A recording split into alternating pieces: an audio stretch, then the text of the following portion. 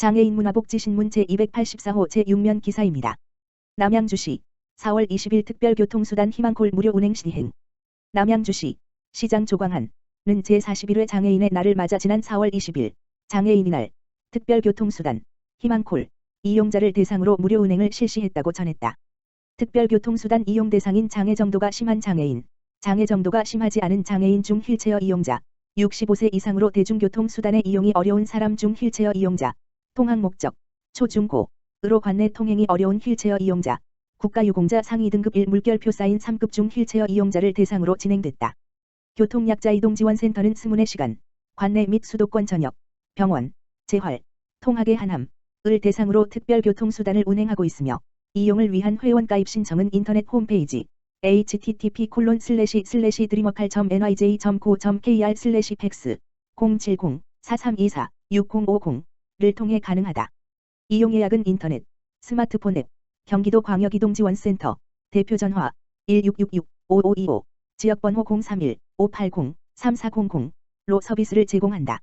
남양주시 교통국 오철수 국장은 이용 수요 충족과 서비스 개선을 위해 그동안 지속적인 증차를 통해 현재 법정 보유대수 대비 139% 수준인 57대를 운행하고 있으며 교통약자를 위한 교통복지 서비스 향상을 위해 항상 최선을 다하겠다라고 전했다. 남양주시 북부장애인복지관 제41회 장애인의 날 맞아 공식 개관. 남양주시 북부장애인복지관 관장 공상길 은 20일 함께하는 세상 아름다운 동행이라는 주제로 남양주시 제41회 장애인의 날 기념 행사를 진행하고 공식적으로 문을 열었다. 이날 행사에는 조광한 남양주시장을 비롯해 남양주시의회 이철영 의장과 남양주시 의원, 남양주시 관내 장애인 단체 및 시설협의회 대표, 모범 장애인 등이 참석해 자리를 빛냈다. 특히 이번 행사는 제41회 장애인의 날을 기념해 장애인 복지 향상을 위한 수건 사업으로 꼽혀오던 북부장애인복지관 개관식을 함께 개최하자는 장애인들의 뜻에 따라 기념 행사와 동시에 개관식이 진행돼 의미를 더했다.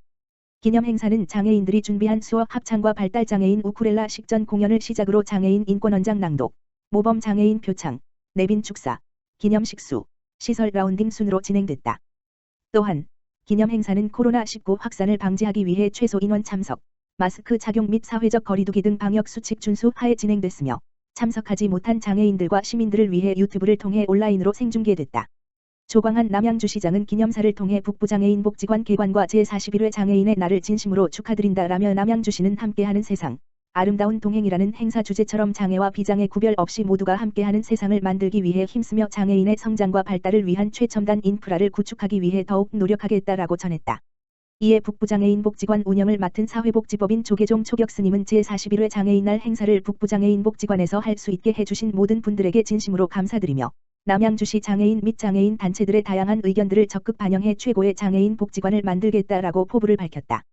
한편 남양주시 진저읍에 소재한 북부장애인복지관은 연면적 4,365, 지상 4층 규모로 건립됐으며 지난 3월부터 사회복지재단 대한불교조계종에서 위탁받아 재활치료, 평생교육, 방과 후 활동 서비스 등 다양한 프로그램을 운영하고 있다. 남양주시 평생학습센터, 블렌디드 앤드 온라인 강좌 교육생 모집.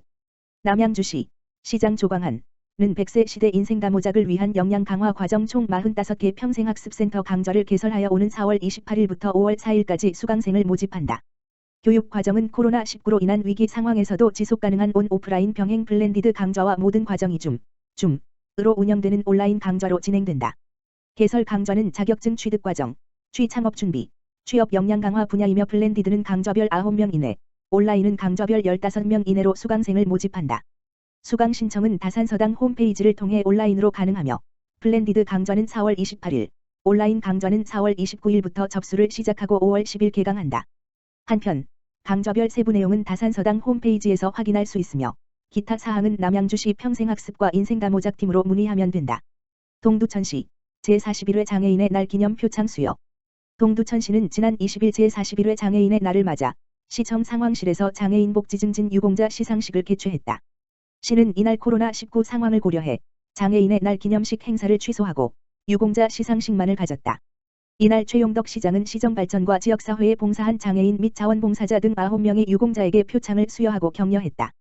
수여식에서는 그간의 공로를 인정받아 경기도지사 표창의 편의증진기술지원센터 조연수, 동두천시장 표창의 동두천시 장애인단체 총연합회 김탁화, 시각장애인연합회 문순여, 지체장애인협회 서룡, 장애인부모회 박찬용, 농아인협회 최종돌, 교통장애인협회 송은혜, 장애인복지회 조정민, 장애인부모연대 이기수 씨가 선정되어 표창을 수상했다.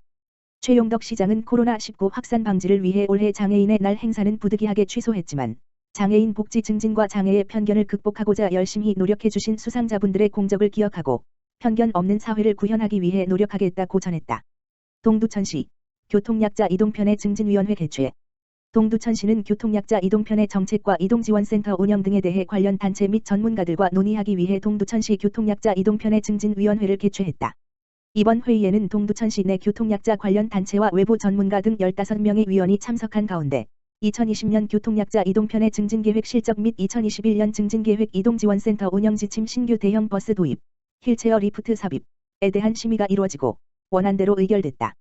동두천시 관계자는 이번 회의를 통해 동두천시 교통약자 이동편의 증진계획이 교통약자의 이동권 보장을 위해 편리하고 안전한 이동 서비스를 제공하는 데 중점을 둔 것인 만큼 단순한 계획 수립에 그치지 않고 구체적인 실행과 주기적인 모니터링을 기반으로 한 효율적인 관리체계 구축의 필요성을 재확인하는 계기가 되었다면서 이동지원센터의 운영 매뉴얼 정비와 삽입형 휠체어 리프트가 장착된 대형 버스 도입으로 교통약자의 실질적인 이동권 향상에 도움이 될 것으로 기대한다고 밝혔다.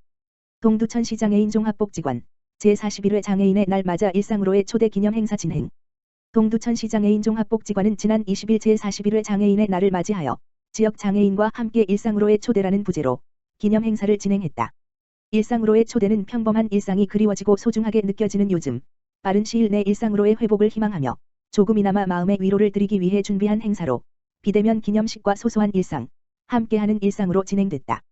비대면 기념식은 동두천시 장애인 종합복지관 윤동인 관장, 최용덕 동두천시장, 정문영 동두천시의회 의장의 인사말과 함께 코로나가 끝나 마스크를 벗게 되면 가장 하고 싶은 것들 간절하게 얘기하는 지역 장애인들의 인사말로 구성되어 장애인의 날을 맞이해 새롭게 준비한 보이는 라디오 동장복길 64MHz 방송으로 진행됐다.